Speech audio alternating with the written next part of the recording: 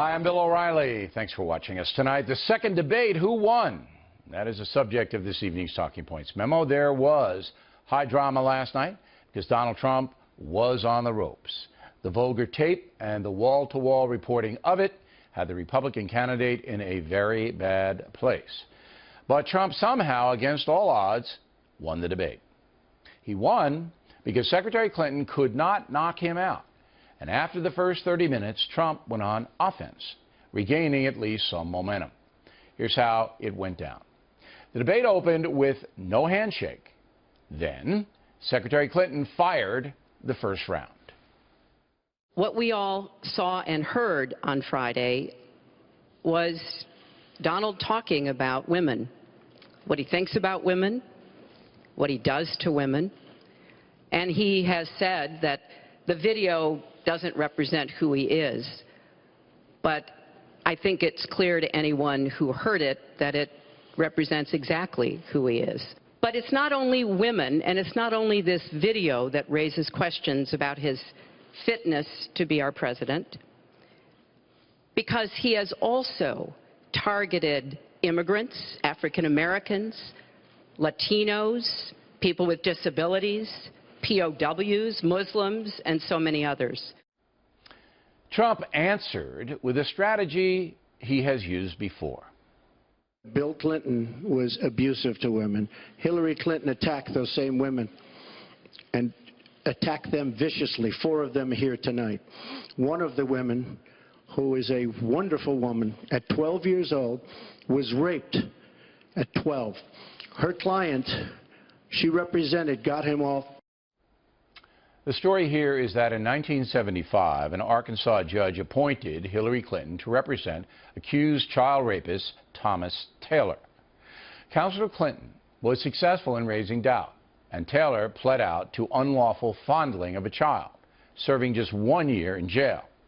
The victim, Kathy Shelton, appeared with Donald Trump in a press conference just prior to the debate, saying the way Mrs. Clinton treated her when she was 12 years old damaged her for life.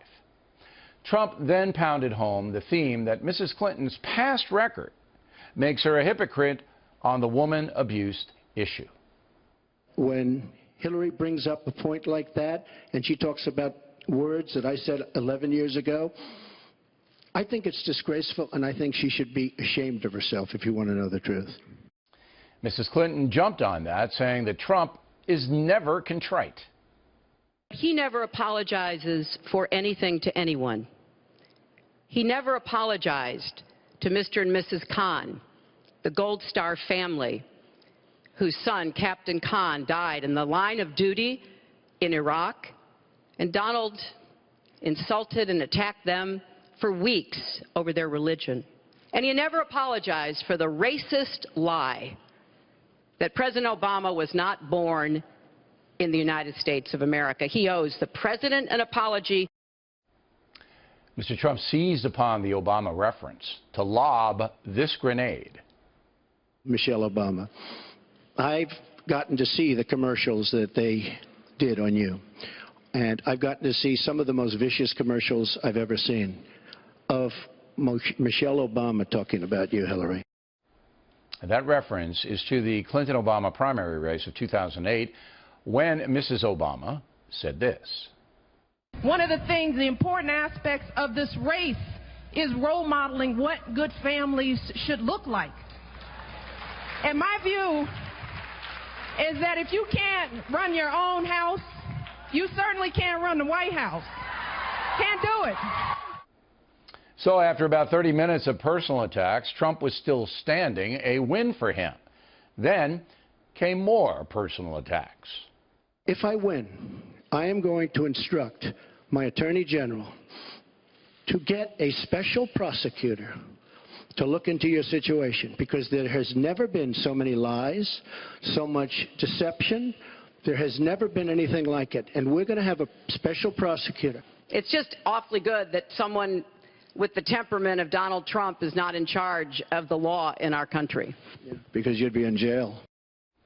Now, that quip about the email situation angered some on the left. A CNN reporter compared it to something Hitler and Stalin might say.